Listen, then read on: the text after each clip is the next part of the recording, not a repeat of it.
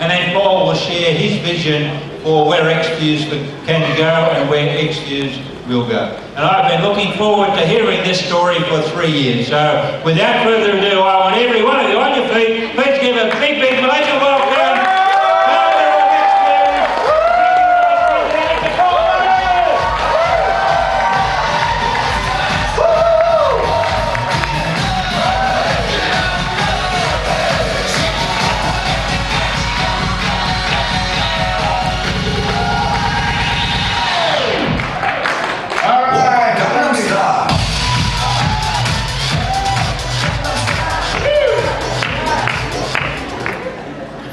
Let me tell you my story.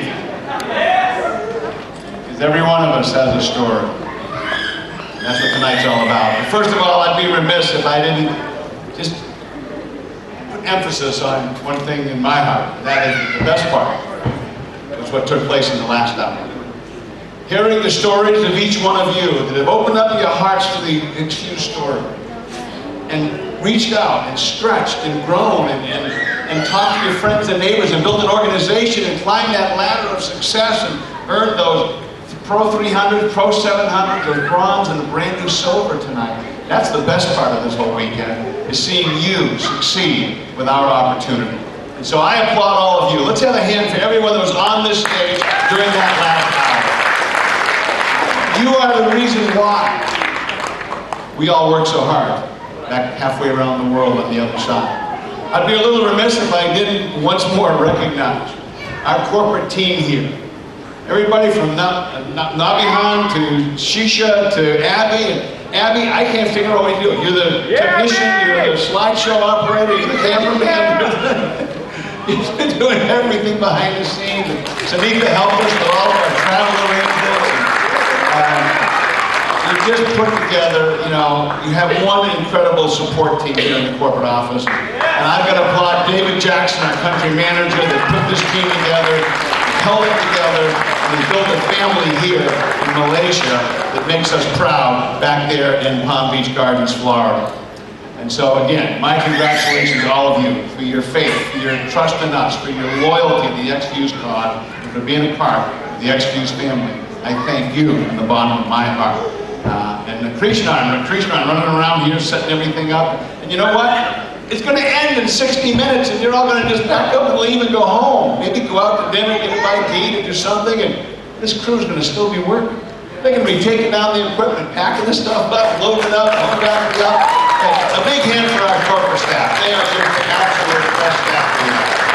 Congratulations to all. Well, now for the part that David's been waiting for. We're going to tell you our story. And you know, each one of us has a story. I didn't know I had a story many years ago, but I realized that I was writing it chapter by chapter. And over the period of a lifetime, that has formed quite a story, and it's actually become a story that people want to listen to. My hopes and prayers are that each one of you will write your own story. That it'll be an XFuse story. That XFuse will be a part of that story and be the vehicle that gave you the ability to make it an incredible story. Well, my story started almost 8 decades ago. I was born to a mom and dad. My dad was an accountant. My mom actually was an auctioneer and antique dealer. We grew up on a rural farm, an 80-acre farm out in the country, so I'm just a little old farm boy. I know you might not expect that when you come to one of my seminars and you hear me get up on stage and I speak so eloquently and I blaze and amaze the audience with my stories and mesmerize everybody, and you must think, man, that guy must have a PhD. You know, he must have graduated from Harvard or something like that. And I'm here to tell you tonight that my story is going to inspire all of you. My story is going to give you hope. My story is going to motivate you. My story is going to send you home tonight saying one thing, and that is that if that guy can do it, anybody can. But you don't believe that right now. You see somebody fly halfway around the world, jump off an airplane, get on the stage, and give you all this great material and all this training and motivation, and you think to yourself, wow, that guy must have been born under some lucky stars. Or that guy must have some really incredible education. Or he must have a very high IQ. And I want to share with you tonight the story of Paul Morris that a lot of people don't get to hear.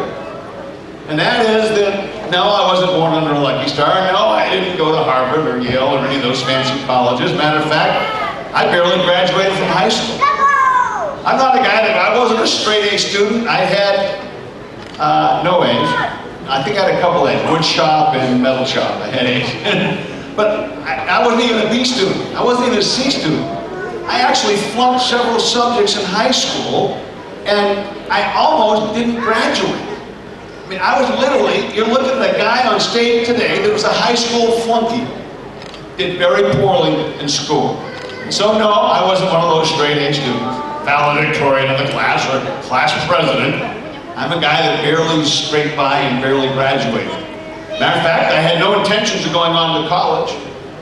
My guidance counselor at my interview in my senior year, she said, you're planning on going to college, are you? And I said, no, I wasn't thinking about it. She said, good. I don't think it's a college that would accept you. And that was the lot that was cast my way in my life when I was a senior in high school. And so I got out of high school. Matter of fact, my guidance counselor suggested I join the Navy and learn a saleable skill like radar or something. I don't know if they use radar anymore, but anyway, that's what I was suggested by my guidance counselor, to join the military. But you know what? Things happen in your life. I got a phone call. A buddy of mine was working at a wholesale meat plant, and he called up and said, hey, we're looking for a truck driver. You want to drive a truck? And I said, yeah, okay. I'll come down. I got a job as a truck driver, driving, sides of beef, driving to Boston, loaded up with sides of beef, driving it back down to the Mattapoisett, Massachusetts, the little town I grew up in, and they'd chop it up, turn it into steaks and chops and everything else, and then deliver it to local restaurants and hotels in that area. And so I got out of high school and I'm a truck driver. Well, we talked yesterday about the Pygmalion effect. We talked about how it doesn't matter who you think you are or who I think you think I am, but it does matter who I think you think I am. Again, it doesn't matter who I think I am or who you think I am. It matters who I think you think I am. And one of my school teachers stopped by to visit. He was friends with my mom and dad, but mostly through my mom. And he stopped by to visit, and we were chatting, and I happened to come running through the house. And I said, oh, Mr. Tunstall, how are you? He said, I'm fine. He said, so what are you doing? I said, I'm driving a truck. I said, wow. I thought you'd have gone on to college and be a school teacher. And me, a school teacher? Yeah, I think you'd be a great school teacher. You see, he thought that I could be a school teacher.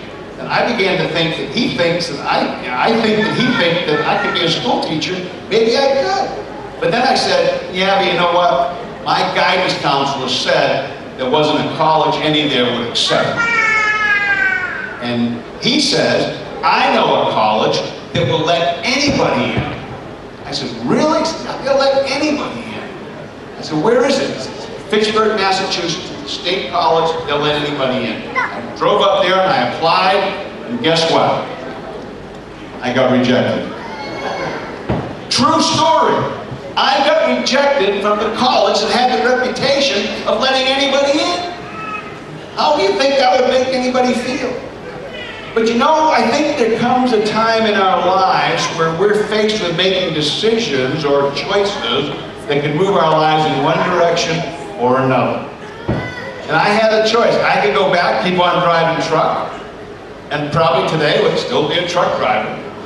Except the boss one day said, hey, would you like to learn how to cut meat? I said, oh, sure, why not? I couldn't get into college.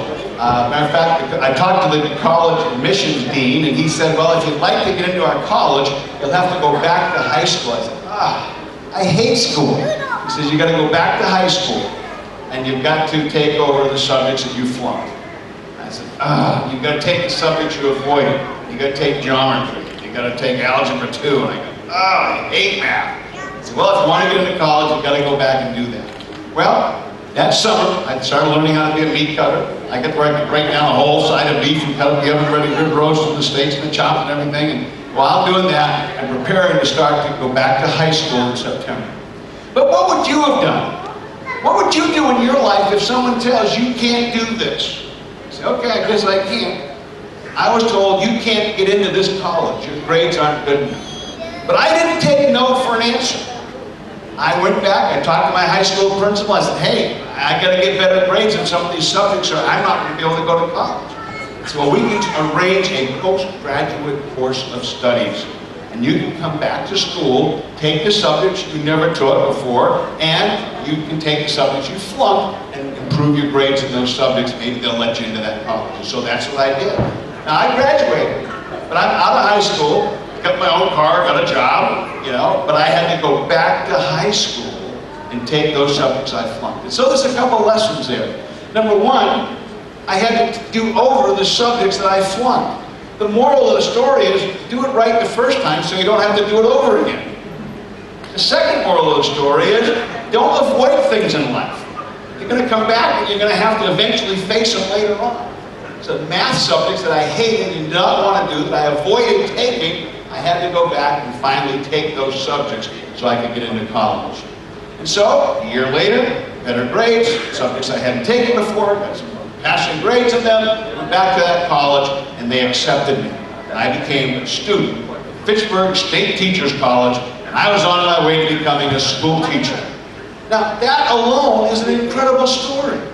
I went from being a truck driver and meat cutter to in school studying to be a school teacher, all because of a couple things. Number one, a teacher believed in me. Now, what's one of those steps on your proven success system?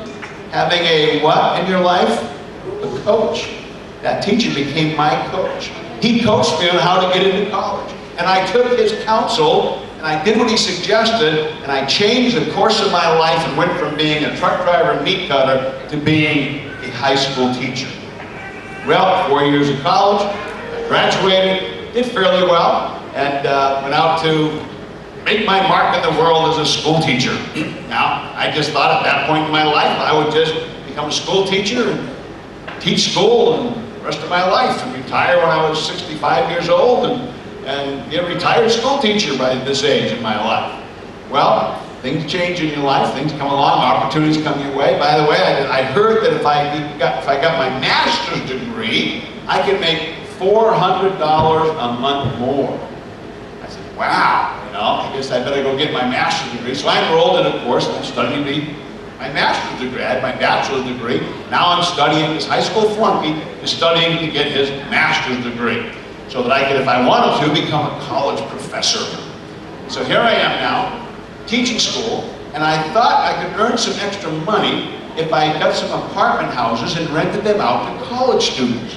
So I started buying up some apartment buildings and renting them to college students. I furnished them, I put in wood paneling, and I bought furniture, and I fixed them all up, and I rented them out to these college students. But college students don't make a lot of money, they don't make any money. Maybe they get odd jobs on weekends, and all of a sudden I realized that they weren't paying the rent. But even though they didn't pay the rent, I had to pay the mortgage. Now here I am, I'm 25 years old, and I'm about $25,000 in debt. And I'm thinking, man, how did my life get so messed up so fast? You know, here I am in debt up to my ears, and I'm only 25 years old. How will I ever get out of debt? Well, the banks were calling me saying, your mortgage payment to due. I'm calling my tenant saying, hey, your rent's due. They said, I don't have it, I can't pay it. But I couldn't give that story to the bank, so I went out and I got a job at nights working in a restaurant. So I could earn enough money to make the mortgage payments on the apartments where the students were living for free. So there was something wrong with that story. You know, that I was working so hard to make the payments, the mortgage payments on these houses, the people that were living there not paying me anything. Well, I must say at that point in my life, at age 25 years old, I was not very excited.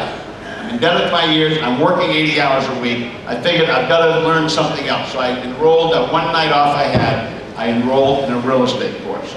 Now I'm working 5 days a week, doing weddings and testimonials on Saturdays and Sundays at the restaurant, and working in a real estate course, 2 nights in my master's degree, and 5 nights working in the restaurant. Guys, I was working 80 hours a week. So when someone tells you they don't have time, don't believe them. I've never met any in my life that had less time than I did. So one night in this restaurant, around midnight, I see this waitress. She's kind of looking at me. It was a divider between the bar area of the restaurant and the dining area of the restaurant. There was like some plants between them, and I see her peeking at me through the plants. And I'm wondering, you know, what she's peeking at me for. And later, the crowd got a little slower. About midnight, she comes walking over. She comes up to me. And she did not have some cool, suave, debonair, perfectly executed invitation that was neurolinguistically designed to trigger the right emotional response into the subconscious level that would make me say yes. She just walked up to me and made this one statement. It was a question. At midnight, in a restaurant. 45 years ago. She said, scared to death. She was trembling, she was nervous. Her voice crackled when she asked me that question. And she cleared her throat. She was so scared because she'd just gotten involved in this company. And she was told she had to ask people, you know, if they wanted to take a look at the business. She kind of works her way up to me and she said, Paul, you got a minute? I said, yeah. She goes, I can see she's, I said, what's going on? She's acting like she's scared to death. She says, are you making all the money you want? That was it. Are you making all the money you want? I said, heck no. I wouldn't be working all these crazy hours here if I was. Of course I'm not. She said, well then you gotta come to this meeting. I said, all right, but I don't have any nights off. I said I could probably skip my real estate class or ask for a night off from working here at the restaurant. And I said, actually, you know what? I do have one night off. I said, it's next Thursday. She said, that's when our meeting is. I didn't realize I was the only one coming to it, and that she booked it after she knew that was the only night I had free. And I said, okay, I'll be there. She gave me the address to her house, and I got home, and when you work 80, 90 hours a week, sometimes you lay down and you go into it just like home. Well, I laid down on the couch and fell asleep. I forgot I had the meeting. I wake up and go to school the next morning, and it was a couple nights later. She's waitressing, I'm there in the restaurant, and I was tending bar there, and she comes up and she says, oh man, we missed you at that meeting. I said, I'm embarrassed, I fell asleep. I said, when's the next one? She said, when's your next night off? I said, next Thursday. That's our next meeting. It's a good lesson in that. I'll always have, always book the meeting for when they're available. I said, okay, I'll be there.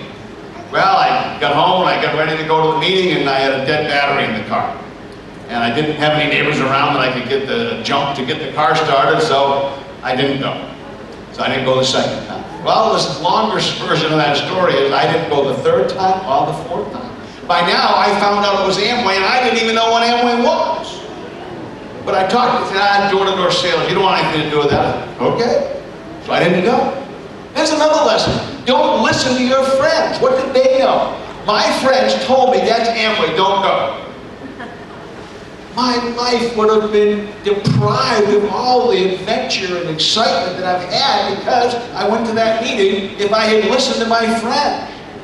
So the next advice is don't listen to your well-intentioned friends that don't know what's going on out there. Because my friends all said, don't go, it's Amway, that door-to-door sales. Well, 4 weeks have gone by. 4 times I promised I'd be there. Now, how many of you have had people promise they'd meet you at a restaurant?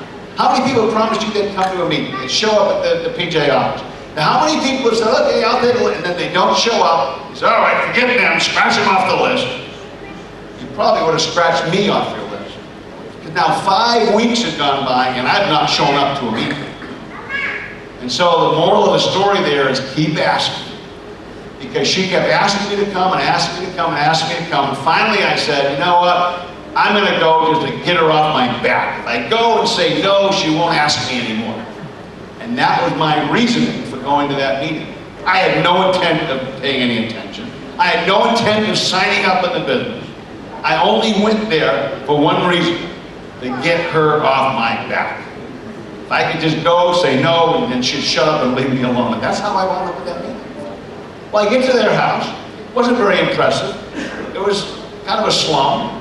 The furniture was all a wreck. I mean, there was a leg loose on the kitchen table that kept falling over, and the table was everything would slide off the table, and you kick the leg back out. I could see it was tied up with coat hangers. I'm thinking, they're going to show me how to make money? And so I'm just sitting, I want to get it over. He takes out this little flip chart and says, here's the first bit, here's you. You tell your friends, and I tell my friends. And he flipped the page again. He said, now your friends tell their friends. My friend didn't even get in this thing. And then he said, now those friends tell their friends. And he said, and eventually you reach a point where you never have to work a day the rest of your life. That's the first thing I heard all night. I said, what'd you just say? He said, now you've reached a point where you never have to work for the rest of your life. I said, woo-hoo! This is the deal for me, man. How does it work? Well, that's what I've been telling you.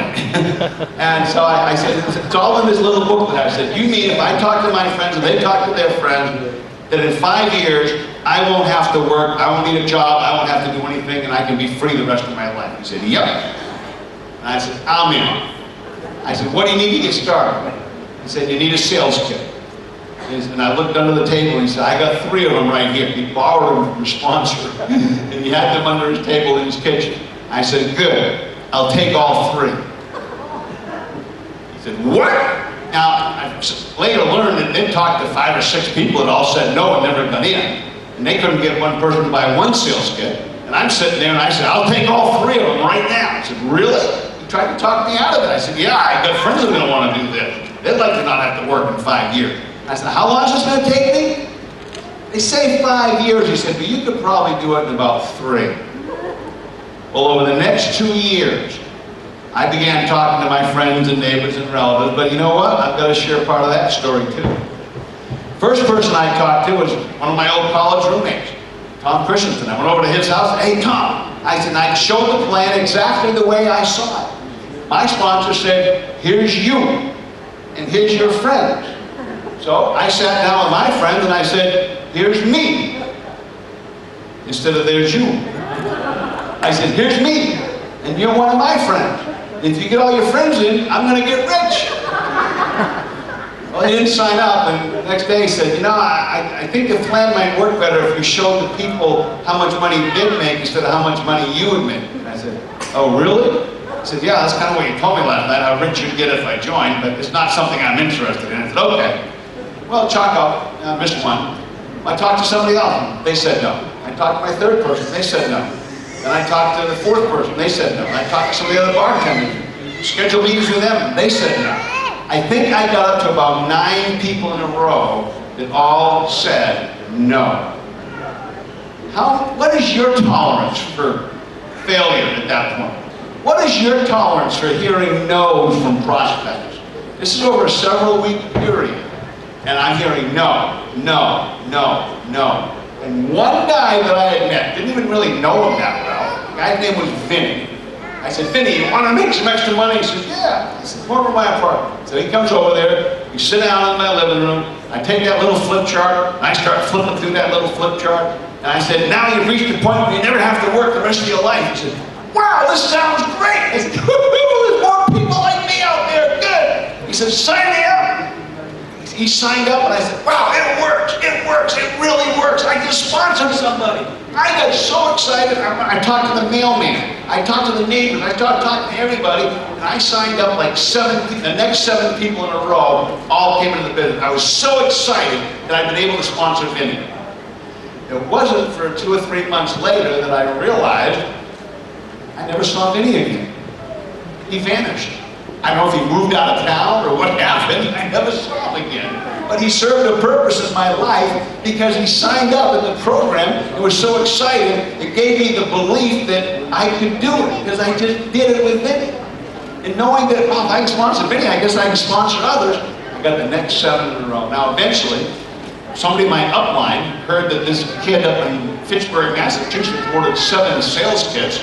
And so he said, all right, I better go meet this guy. You know, someone that bought 7 sales kits in 1 week, signed up 7 people.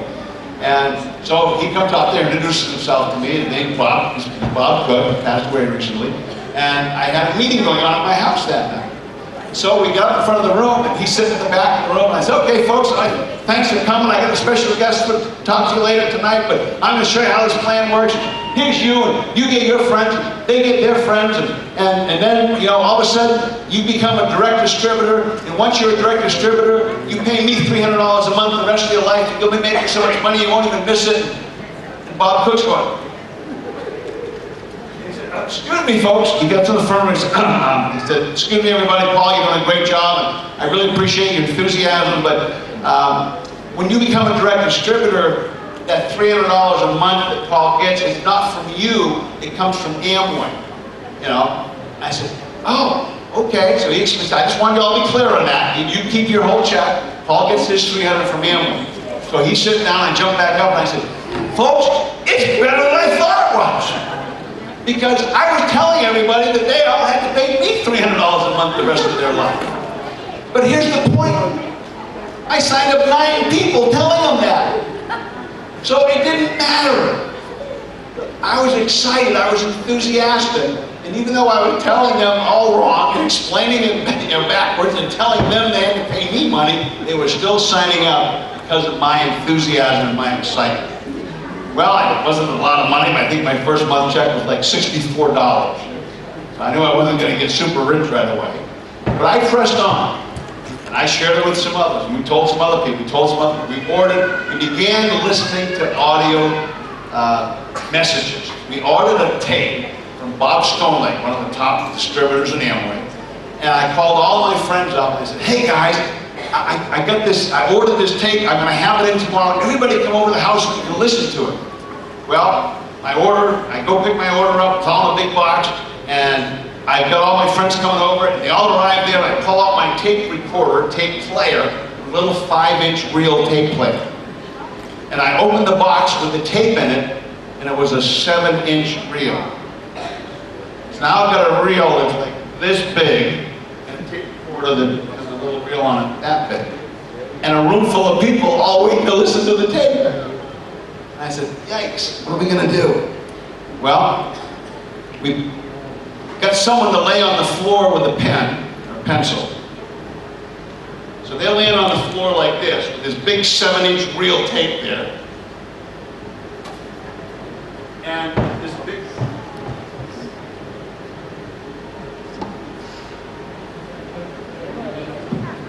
Testing? They're holding this pencil with this big reel on there, and that's feeding through this machine, and everything was fine until that 5-inch reel filled up. So now what are we going to do? Well, we lifted the 5-inch reel off, we set it on the floor, and as the tape fed through, we walked the tape over, laid it down, then we're laying it back and forth across the living room. We're laying all this tape. If you're old enough to remember a tape, you know what a tape player was. We're laying that on the floor while we're listening to this tape by Bob Stonelake. Now, as we're listening to that, we get all done and we're getting excited. We're just a bunch of kids. I'm 23 years old. And I got all these are all kids in that room. But we're excited because we're hearing about how we can build our own business. We never heard or thought of that. We just thought we had to get jobs and work our whole life. Well, we got done listening to that and somebody said, wow, that was really inspiring. Let's listen to it again. So we took this big reel and we wound the tape back up on it and we played it again one more time. I think we finally left the house about midnight, all excited that we had our own business. We were going to be big entrepreneurs with an Amway business. Well, the rest is history. Some of those friends got in and they talked to some of their friends and talked to some of their friends who talked to some of their friends, and a year later I became a direct distributor. A few months after that I became a Ruby direct distributor. I equaled my teaching salary, I doubled my teaching salary, I was on my way to tripling my teaching salary. And as that happened, I was able to sell my apartment buildings and get out. I just got a guy to take over the mortgage payments on them just to get rid of them. I got rid of that. I also was able to get somebody else to, I dropped out of my master's degree to have more time to build a business. My folks said, we sent you to college and you're dropping out of your master's degree? Are you crazy to sell soap? They couldn't understand why I would give up a college career and an opportunity to have my master's degree And to be able to go out there and be a college professor, to give that up was so-so. But that's what I did. Well, as I doubled my income and tripled it, I resigned from teaching 2 years later. I got a farm out in the country, a 10-acre farm, and bought a brand new Cadillac, and I printed up a business card that said, I am retired at age 25. You can be too. And that's how I started out network marketing. Can you imagine what it feels like to be retired at age 25? Retired. Now, what did retirement mean? Retirement meant that I was able to actually go out and play golf every day. Now, my upline, Bob Cook, the gentleman that came to my house, you know, he was a golfer, and we'd go out and we'd just play golf. So every day he'd swing by the house at the crack of noon, you know, maybe 1 o'clock in the afternoon, and we'd have lunch, we'd stop and get a sandwich somewhere, and then we'd go to the golf course, old Iron Rock Golf Course in Cherry Hill, New Jersey, and we'd play around the golf every day. And then that night we'd go out and do some meetings. But I was retired at age 25, and I'm sitting there thinking, wow, this is the greatest industry in the whole world. I can't imagine why anybody would not want to be in network marketing. You know, I hear people say, you know, you tell them how network marketing works, and they say, man, that sounds too good to be true. But I can imagine that Bill Gates, the richest man, one of the richest men in the world, owner of Microsoft, you know, flying over the heavy traffic up in Everett, Washington to his office from his home on the lake, looks down at all those bumper-to-bumper cars with people going to work, and he probably says, that's too bad to be true. Because that's what most people are doing. They are working so hard to go nowhere. They're on a treadmill to oblivion going nowhere. And yet here I was at 25 years old, retired. Well, I get even more excited. Well, then I met Sandy, and we fell in love, and we decided we wanted to get married. But there was one thing going on in my life. I was building an Amway business. So when I asked her out to dates, guess where those dates were? Amway meetings. Our dates. God bless this woman. Our first dates, our whole first year of courtship, or part of that, was to Amway meetings. I said, hey, what are you doing Saturday night? Oh, nothing. We're going out. I said, yeah, where are we going? To an Amway rally. And we go to a meeting like this, to an Amway meeting. Those were our days. But before you think I'm really terrible for forcing you to go to Amway meetings on our dates, I must share with you that it was just coincidence. But the day we decided to get married, just coincidence, it just happened to fall a few days before the Amway annual convention. And so for our honeymoon, I took her to an Amway convention. And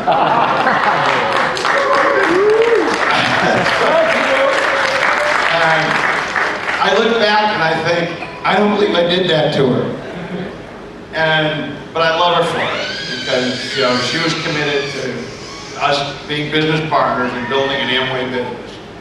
But it wasn't all business. We did stop at Niagara Falls on the way home, which is very romantic, except for the fact that we flew to Ada, Michigan, but at the end of the convention, some of our distributors had rented a big motorhome. So the last part of our honeymoon, we spent in a motorhome with 12 other distributors, standing up, taking turns, taking naps. We only had beds for half of us. We just packed them all into the motorhome. But we did stop at Niagara Falls and had a few romantic moments at Niagara Falls. But that's how we started out in this business. We wanted this so bad. We were willing to do whatever it took. And we built the business. We would just talk to everyone. Our motto was, if they can fog a mirror, we're going to talk to them. If you hold a mirror up, oh, it fogged, they're alive. Hey, you want to make some extra money? And we talked to everybody. And we built an empire with Amway. Our income went from $5,000, $10,000, $15,000, $20,000. On bonus months, we'd get $30,000 a month. And this was back in the 70s. The 70s. Some of you weren't even born yet. Back in the 70s, and we're just kids, having babies and raising kids and making that kind of money with an Amway business. And so we fell in love with the network marketing industry. Well, times changed. We decided that we'd actually retired from Amway. We were just enjoying the Amway lifestyle. It was really great. We're taking trips. I know one time we figured out we averaged a 1-week vacation every month all year long. But we didn't take a 1 week every month. We'd take like a 2-week vacation every other month. But we averaged about a 1 week a month vacation. We did every month what most people dream of doing once a year. And we were being able to take all the vacations and doing all the travel that we'd like to do and taking our children with us and having that lifestyle of freedom because of the Amway business and because of network marketing. Well, we made a decision. There was a lot of bad publicity about Amway for a while. The sales were slowing down. They had tax problems in Canada. Their phosphates were polluting streams. There was bad press. And it got a little tough to build Amway for a while. We said, you know what? Let's sell the Amway business. We've been on one of the yacht cruises, and then we also qualified to go to Peter Island. It was an island that Amway owned down in the Caribbean, in the British Virgin Islands, and we'd gone down there. And one of the trips we made was a day trip up to a little island called Virgin Gorda, and we fell in love with a piece of property up there. We bought a piece of property, then we bought some more property, and then we were able to buy some houses that were on that neighboring property, and next thing you know, we're owners in a big timeshare resort of 4 homes. And 7 acres of land, and we'd option up another 120 acres, and so we figured we're going to be in the resort business. So we sold our Amway business, we started building this resort down in this little foreign country called the British Virgin Islands, and what happened is it's not easy to do business in a foreign country, and we blinked and we lost all our money. And so we said, wow, now what do we do? I said, well, let's go back to network marketing. We heard of a little company, it was called California Trim, it was out of California. We joined that company and we went back to work. But now, our income had just stopped. We just lost all of our money. We had to go to work, we had to work hard. And so we worked the hardest we've ever worked in our lives. In that second full month in that program, we broke $100,000 volume in 1 month. $100,000 volume, our second full month in the business. Our check that month, this was our second full month. Our first month's check was $10,000. Our second month's check was $35,000 US dollars. Our third month in the business, our check was like $56,700. Our second full month in that business. And so we were right back on top again, cranking it out. The problem was, we worked so hard and built that business so fast that they couldn't handle the growth, and they collapsed and shut their doors. We ran them into back order. They had a pre-mixed liquefied little drink that you had to order the special 6 layers of cardboard, tinfoil, plastic to make this little box. It was like a 12-week lead time. And after about 8 or 10 weeks, people didn't want to wait any longer. They thought the company was going out of business, and they all canceled their orders. And so we found ourselves going from almost $60,000 a month income back down to 0. We joined another company. We worked hard on that one. We put 50,000 people in that program in 5 months. 5 months, we recruited 50,000 distributors. I'd like to take the time to tell you how we did it. We ran an ad in the big USA Today newspaper. We had voicemail saying, hey, you know, food goes network marketing, sign up in this company. And we created all these automated systems, all before fax machines, all before cell phones. And back when phone calls were 25 cents a minute, we put 50,000 people in this program in 5 months. We built that company so big, so fast, that they couldn't handle all the growth, and they collapsed and went out of business. Now what are we going to do? We heard of a company starting up in Dallas, Texas called United Sciences of America. And they had this great video. It had William Shatner from Star Trek narrating it. And it showed this rocket taking off, USA on the side of it. And of course it was the initials for the company, United Sciences of America. They played on that. My first order to the company for that was a case of 100 videotapes. We didn't have DVDs back then. I think they were like $11 each. But I'd ordered a case of those, and I started FedExing them out to everybody I knew. And we took off again. And we put 68,000 distributors in that company in 6 months. And took them to $10 million a month, and our checks were close to $80,000 by our 6th month in that business. And so I'm telling you here tonight that if you're willing to roll up your sleeves and you're willing to work hard, and Sandy can tell you, when we would launch, they talked tonight, Raymond was talking about that first 90 days, the power of that 90 days. And I'm glad he qualified. It's not 90 days from the day you sign up. It's 90 days from the day that you make the decision to go out and build this thing. But the power of what you can do, achieve, and accomplish in those first 90 days is unbelievable. And I stand on this stage as a testament to that fact, because those first 90 days with the company, I'd be on the phone calling everybody that I knew. I'd be going through my address book, calling everybody up, sending out packages. I wouldn't shave for 2 or 3 weeks. Sandy would slide the food under the door. We couldn't even hold a conversation with me. I'm on the phone, honey, I'm on the phone. I'm just talking one line, I'm talking on the next line. Conference calling didn't exist back then. I ordered a dozen phone lines into the house. So I could take all these phones, I'd have everybody call me at 8 o'clock and I'd put them all on speakerphone. Then I'd yell at the speakerphone and do my own conference calls before conference calling existed. And we built that company to 10 million a month, and they grew so fast that they collapsed and went out of business. So we were just looking for a company that could handle our growth. We were just looking for a company that would stay in business. That's all we wanted. Just stay in business and pay the checks. And so some of you don't appreciate what we offer to you with XFuse. We offer you a company that's here to stay.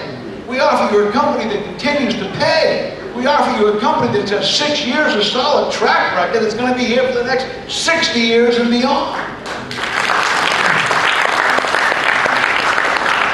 And that's all Sandy and I ever wanted. My gosh, if California trim stayed in business, we'd be making $1 million a month right now. True story, we would. If Trend, the wholesale food company, had stayed in business, we'd be making $1 million a month right now with that company. If United Science of America stayed in business, our monthly checks would be at least $1 million a month with that company. But we couldn't find a company that would stay in business. You don't realize how important that is. When I talk on that slide series about joining too soon or too later, 75% don't make it past the first year. 95% don't make it past the second year. I don't know if you understand the impact of having a company that's going to stay in business. In every board meeting that we open up, I sit down with Rick and Don, I say, I just want to remind you what Jay Van Andel told us at every Diamond Club, and that is, the #1 function of any business is to remain in business. And that's what we do. Every day we make decisions to make sure that we stay in business. We don't take shortcuts. We don't stretch things out. We don't pay net 30. We pay the day that invoice comes in. We don't play games with the money. We have solid, you've heard that whole story of it. But you don't appreciate it until you've been like Sandy and I, roaming around like nomads in the desert, looking for a company that we know will stay in business. Well, they didn't stay in business. And there went our dreams. From an $80,000 check one month to nothing. It was $78,000 or something, to nothing the next month. And then another company came along, Network 2000. I said, well, maybe this is the one. It was backed by Sprint, a big, huge phone company. I said, well, they got to stay in business. And we worked hard. We built a downline of 500,000 distributors with that company in about a year. That's 500,000 distributors. So you see, when we fly halfway around the world and we come out here and we tell you, that you can do this. We share with you these principles. We're not talking theory, folks. We're not talking theory. We're talking our life experience. We're talking about what we've learned from a lifetime in this industry. I have been in this industry now for a total of 45 years. I know, you don't know anybody who's been in this industry 45 years. You don't. I'm the granddaddy of the industry. I'm the last man standing. I'm the guy that knows the whole history of our industry, how it started, who started it, what companies came, what went, why they stayed. And I bring that experience to the table of XFuse.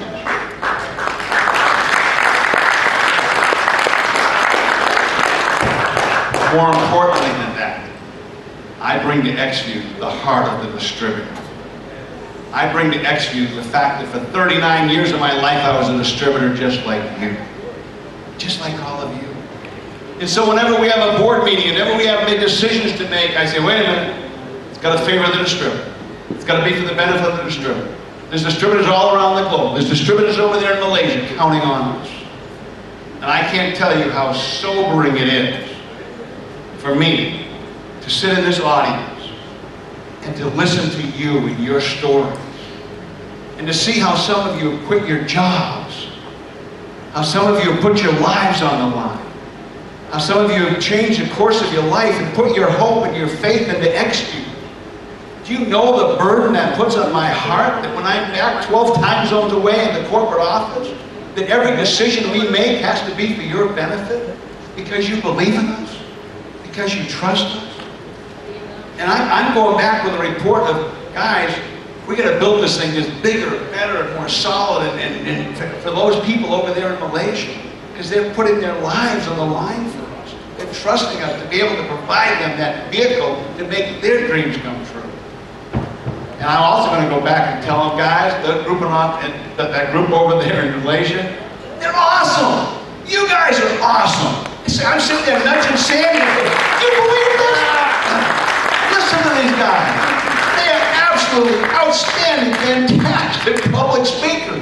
I'm sitting there thinking, I think everybody here graduated from a Dale Carnegie speaking course. That's how you act. I mean, I am overwhelmed and impressed with how articulate you are in telling your stories. And that's why I said when I opened my talk tonight that the best part of this weekend took place an hour ago. And that was all of you coming up and opening up your hearts and sharing with everybody here your hope and your faith and your trust in the XFuse program and how it's going to make your dreams come true. And so I've got to tell you, my life, I know that many of you, and I appreciate all the compliments you've shared with us tonight, and all the accolades, and all the wonderful things that have been said. And you've just thanked us for all that we've shared with you and all that you've learned. But I'm telling you, and you talk about how your lives have changed this weekend. My life has changed this weekend. I'm going back to the corporate office with a greater responsibility in my heart for doing everything we can to produce our finest quality products, because you depend on it. Your lives, your health, the health of your parents, the testimonials I've heard, the photographs I've seen of loved ones that are sick and almost dying that have been helped because of our products. You think we can go back home and say, well, let's get an inferior ingredient, let's shave a few dollars off the price of the bottle, and let's make it a little bit cheaper, nobody cares. No, that's not an option. My commitment to you on this stage right now tonight is we will continue, as we always have, to keep producing a product. Every time we do another run, we find a little bit more expensive ingredient. We get something a little bit higher quality. And we're always improving and upgrading the quality of our product, because you out here in Malaysia deserve that quality product.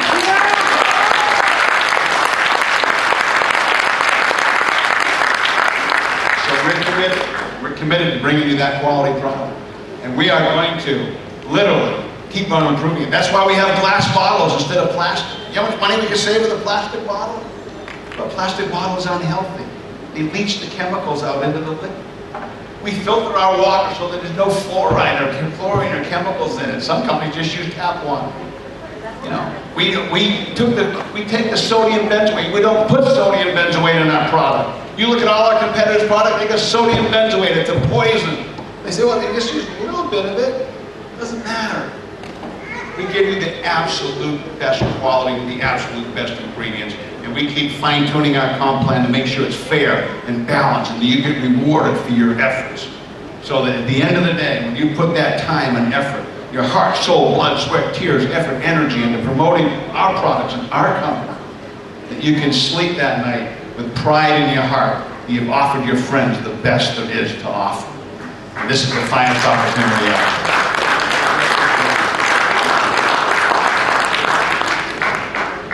Well, that's just a few chapters of our story. My life changed again. We've done well in network marketing. We've built organizations 20 years ago because we did it right, because we didn't take shortcuts, because we didn't, play games and manipulate the comp plan. We built it right. We built it solid. When we had to do $10,000 volume, we did it with 100 people doing $100 a month, and it totaled up to $10,000. We didn't get a bunch of people to buy 5 sets of cookware each and just buy our way in for 1 month. We built it solid. We built it correctly. Because we built it solid, we built it correctly, we created long-range, reliable, residual earnings. And we did that with companies 20 years ago that still send us checks today. Some of those checks are five-figure checks from effort we did 20 years ago because we built it right. And so I challenge all of you here tonight to realize what you've seen this weekend. For those of you that were here yesterday, the day before, you saw all the little triangles, and the closer you look, the more triangles you saw. And you discovered, oh, here's another triangle I didn't see. There's another triangle I didn't see. Oh, there's another triangle I didn't see. And you're beginning to realize that this XUs is bigger and better than you ever thought it was. And you know, some of you joined us, and it warmed my heart to be here and to, you know, of course, Ramey's now just an old friend. He comes and visits us over at the corporate office. He comes to our conventions, and we're old friends today. But to come back here and to see people like, you know, Alexander, that, you know, and by the way, Alex, you are one of the best MCs that I've seen, and I travel all over the world. You've got passion, you've got enthusiasm, you've got talent, man. I love it, and I just love being at the events and watching you get up on stage and speaking. And Andrew, man, that's not an easy job handling awards and being able to just, you know, keep that thing moving. And the other one, we flew around the country. We spent some time up in my suite at the last convention. And this is one hard worker right here. This is a guy that leads by example. The other one, I love you, man. I'm proud of you. They really are great support for him. I love you too. And it's a great team. When we were here in Malaysia, Irwan flew around with Sandy and I've seen this guy work and work hard. And so between, you know, the leadership in this room, setting the examples, and Johari, to see Johari again, to see those familiar faces that I met the last time I was here, or to see Jimmy when he was out at the convention, when I was here the last time. When you see those same faces again and again, you say, wow, these people are going to do it, man. They're committed. They're coming back. You know, as we shared in one of my seminars, you can't fail with us. All you can do is quit. But some of you have been around a while. And I know when Ramey first joined us, you know, we just opened up Malaysia.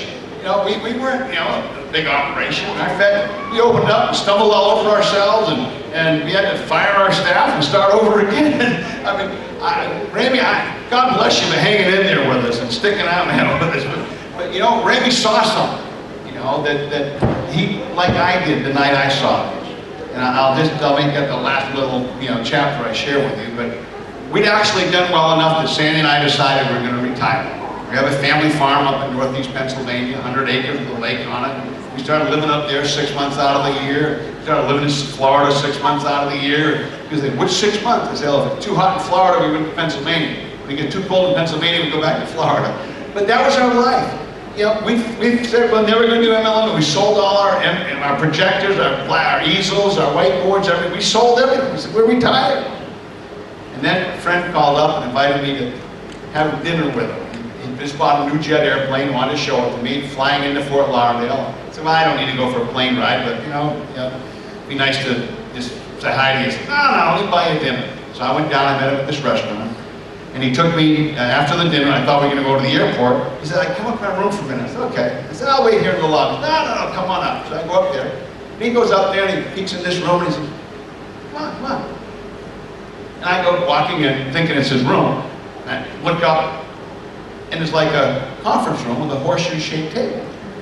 And people sitting around it. And I said, Mark, is this an MLM meeting? He said, no, well, kind of, but not really. He said, well, sort of, but it's not. These two guys have this idea for starting a company, and they're looking for investors. Now, I heard you just sold one of your businesses. We just sold our Rexall business. It became municipal.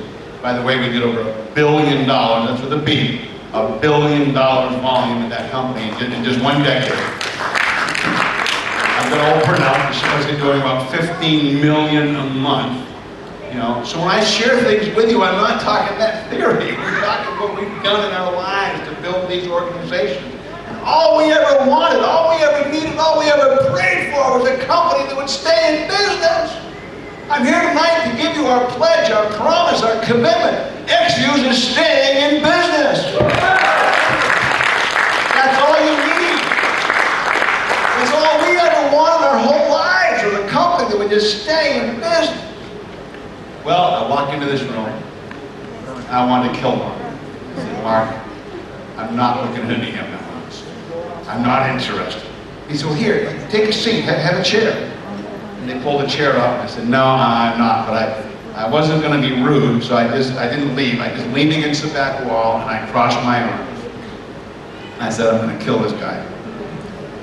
I'm going to kill him for tricking me into this meeting. And Rick Cotton gets up, and he talks a little bit, talks about Viva Kids, and I kind of like that, because we support a lot of children in third world countries. It's just close to something in our heart, and we like to do that. And so I said, well, that's kind of nice, you know, and then Don gets up. The first thing he does, he reaches down, he pulls up this big bottle of liquid. And I go, oh no, oh Lordy, the world does not need another juice. And the first thing he says with a big smile is, this is not a juice. And I said, wait a minute. If it looks like a duck, and it waddles, and it quacks, it's probably a duck. Yeah. So I'm thinking, it looks like a bottle of juice, it's liquid, probably a juice. But he said, no, these are extracts. I thought, that's interesting. He said, yeah, we took the extract from the acai berry, and we put that in here. We took the extract from the noni berry, and we put that in here. We took the extract from the goji berry, and we put that in. Well, my mind starts going ding, ding, ding, ding, ding, ding, ding. Noni, they're doing 60 million a month. Goji's doing 50 million a month. Mona V, who would do the acai berry, they were doing like 30 million a month back then. And I'm told, and then they said we got the limu, the seaweed, the fukoid, and I said, well, the limu company, they're doing about 30, 40 million a month. And I'm going ding, ding, ding, ding, ding, ding, ding, ding, ding. All those companies, you've got the main ingredient from every one of their products, all in one bottle. I'm thinking, yeah, but it probably tastes like crap. Noni, bleh. Fukoid, bleh, it tastes terrible. So I'm thinking it's going to taste like crap. Nobody will ever buy it, so you know, let's get it over with. And they pass around a sample. And I'm expecting it to be really terrible. And I go, smell it, look at it, take a little sip. Wow, tastes pretty good. Take another sip. And everything was totaling up in my mind. 7 main ingredients, all in one bottle, 1 ounce a day, 3/4 1 ounce a day. Tastes delicious, represents 7 companies doing on an average of 50 million a month. And I said to myself, wow, this is going to be the next billion-dollar company. I knew it that night. The same way Ramey knew it, even though we were doing it wrong, he knew, he stuck with us, he knew we were onto something. But I knew it that night. XUs didn't exist. There was no name on the product. The product had no, there was no label on the bottle. There was no label on it. It just was a bottle, it was a test batch from a formulator. And I looked at it, no label on the bottle. We weren't incorporated. We didn't even have the name XFuse. I helped come up with that. We were brainstorming one night, so it's extracts fused together. Let's call it XFuse. That's where the name came from. But that night in a hotel room 6 years ago, with no label on the bottle, no company, 2 kids young enough to be my kids with a dream, and I looked at that, took a sip of it, and I knew this was going to be the next billion-dollar company, and that's the faith I had in this when we had nothing.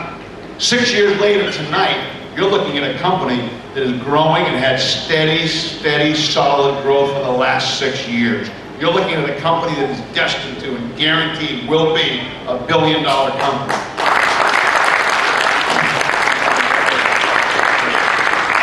6 years ago, when Ramey looked at us, and Alexander and Andrew, some of you joined us, we were on trial. You're wondering, are they going to make it? You know, are they going to make it to the 3rd year or the 4th year? And so, you know what? For the last few years, we've been on trial. But tonight, I'm here to tell you, XFuse is not on trial any longer. You are. You're the ones on trial. Are you going to step up? Are you going to answer the call? Are you going to make the commitment? Are you going to go diamond? Are you going to make your dreams come true? Because we're here to stay. We just want to make sure you are.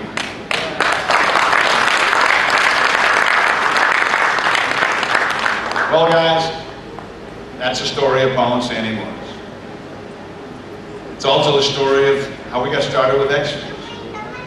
But it's a story that I hope inspires and encourages each one of you. Because who you're listening to tonight the founder of a $40 million a year company, soon to be $1 billion company. A little kid that's going to wind up a multi-millionaire just from our stock in that, just the next year. The guy who articulately explained all this eloquent, explanations of how to become whatever you want to be in life. You know the truth tonight. I'm a little old farm boy from Cape Cod, Massachusetts. I'm a high school flunky. I'm a guy that couldn't get into college. I'm a guy that was driving a truck. I'm a guy that had to go back to high school and take over the subjects I flunked. But I'm a guy that was challenged in my life with obstacles, and I decided to overcome them. I didn't take no for an answer. I pressed on. I believed in myself. I had other people that believed in me. And rung by rung, step by step, I climbed that ladder of success. And I stand here tonight telling you that story to inspire you to create your own story, to climb your ladder of success. We love you. Thanks for listening. We'll see you next time when we come back.